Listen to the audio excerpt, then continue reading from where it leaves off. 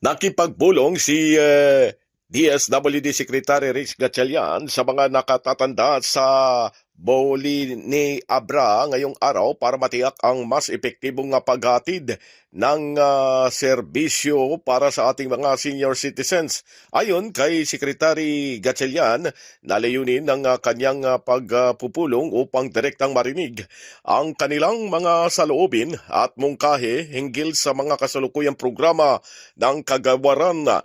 Paliwanag pa ni Secretary Gatchalian na naging mahalagang plataporma ang pag-uusap na ito para maunawaan niya ang mga hamong kinakaharap ng mga senior citizen, lalo na yung nasa malalayong lugar sa pagkuha ng kanilang mga benepisyo. Dagdag pa ng kalihim na mahalaga ang feedback mula mismo sa mga benepisyaryo para makabuo ng mga angkop mas mabilis at tumutugong mga pulisiya at serbisyo.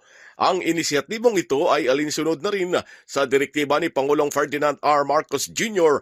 na ilapit at paghusayin ang paghatid ng mga serbisyong panlipunan, lalo na para sa mga sektor na nangangailangan ng espesyal na atensyon at proteksyon. Pilipinas, mula sa Quezon City, Silvestre Rambulabay, Radyo Kayo Manggi.